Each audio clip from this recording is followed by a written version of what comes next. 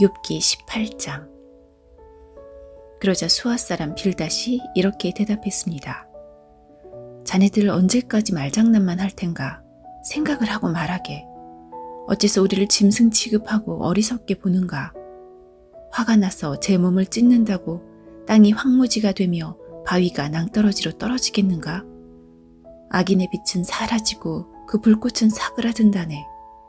그 집안의 빛은 어두워지고 그의 등불도 꺼져가고 말지. 그 활기차던 걸음이 약해지고 자기 꾀에 스스로 넘어가고 말지. 자기 발로 그물에 들어가고 올무에 빠지고 만다네. 그 발꿈치가 덫에 걸려 순식간에 올가미에 빠지고 말지.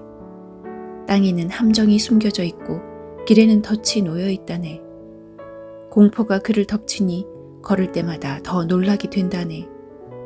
그 기운이 점점 약해지고 사방에는 재앙이 몰려와 있으며 질병이 그의 피부에 달려들어 죽음의 사자가 그의 손발을 삼킬 것이네. 안전하던 자기 집에서 쫓겨나 공포의 왕 앞으로 내몰리니 악인의 거처에는 유황이 뿌려져 타게 되고 결국에는 타인이 살게 되지. 그의 뿌리가 마르고 가지가 잘라져 나갈 것이네. 그를 기억할 자가 아무도 없고 그의 이름은 기억에서 사라지게 되지. 그는 빛에서 어둠으로 쫓겨나고 사람이 사는 세상에서 추방을 당할 것이며 자기 민족 중에는 그의 후손이 없고 그가 살던 곳에는 생존자가 없을 것이네. 오는 세대 사람들이 이를 보고 놀라며 이전 사람들이 공포에 사로잡히네. 악인의 집이 처한 운명이 이러하고 하나님을 무시하는 자의 처소가 이렇다네. 욥기 19장. 그러자 욥이 이렇게 대답했습니다. 언제까지 나를 괴롭히고 말로 나를 박살내려는가? 자네들은 10번이나 나를 모욕하고도 잘못한 일을 부끄러워하지 않는군. 설령 내 잘못이라 해도 그것이 자네들과 무슨 상관이란 말인가? 자네들이 나를 누르고 스스로 뽐내며 나를 수치스럽게 만든다 해도 나를 이렇게 만들고 그물로 덮어 씌우신 분은 하나님이시네. 내가 폭력이야 하고 외치지만 아무런 대답이 없고 부르짖어 도움을 구하지만 그곳에 정의는 없구나. 그분이 내 길을 막고 지나가지 못하게 하시며 내 길을 어둠으로 가리셨구나. 나에게서 영광을 가져가시고 내 머리에 면류관을 벗기셨구나.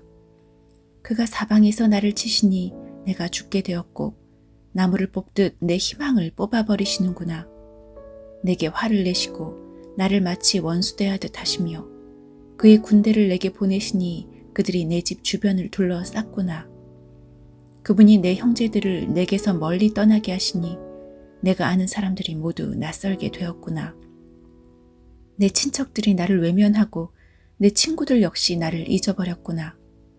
내 집에 사는 사람들이나 여종들도 나를 모른 채 하고 낯선 사람처럼 대하는구나.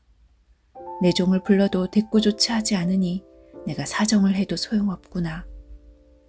아내마저도 내 숨기운을 싫어하고 내 형제들도 내 옆에 오기를 싫어하며 심지어 어린이들까지 나를 멸시하고 내가 일어서면 나를 놀리는구나.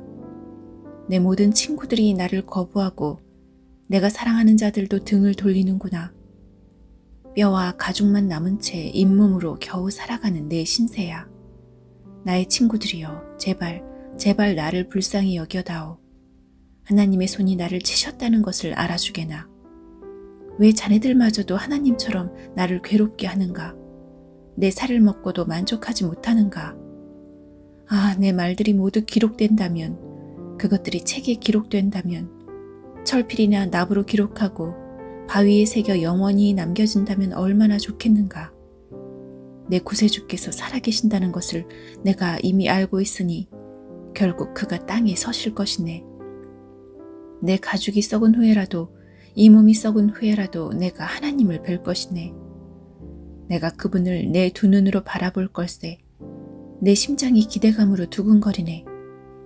자네들은 문제가 그에게 있으니 어떻게 그를 괴롭힐까 하고 이야기하겠지만 칼을 조심하게나. 진노는 칼로 나타나게 되지. 그러면 자네들은 심판이 있다는 것을 알게 될 거야. 욥기 20장. 그러자 나아마 사람 소발이 대답했습니다.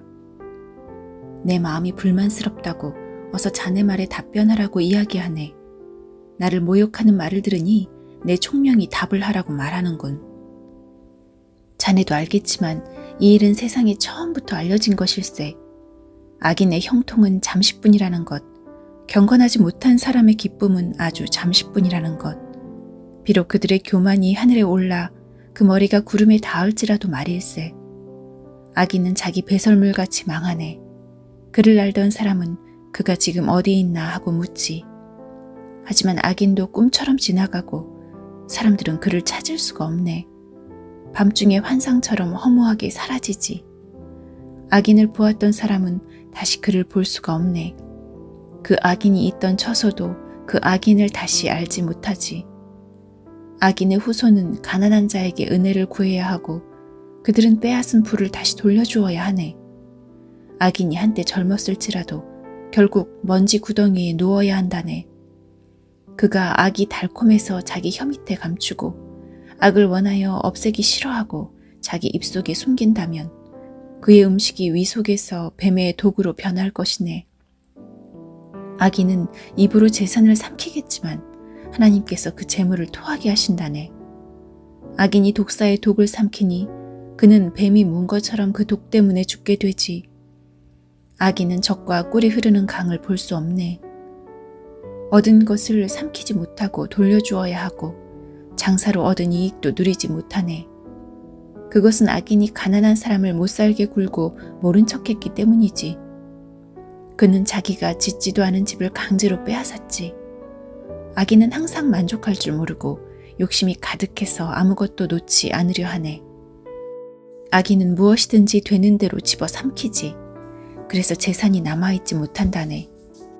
그러니 풍족함 속에서도 재앙을 당하고 불행하게 되는 것이네. 배를 채우려고 하지만 하나님께서 진노하셔서 그를 치신다네.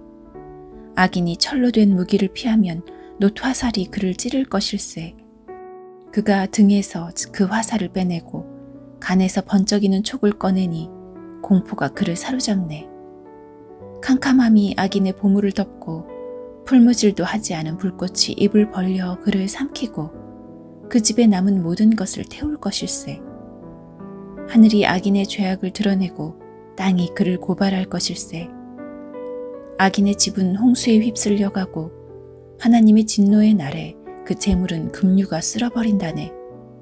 이것이 바로 하나님께서 정하신 악인의 운명이요 악인의 기업일세.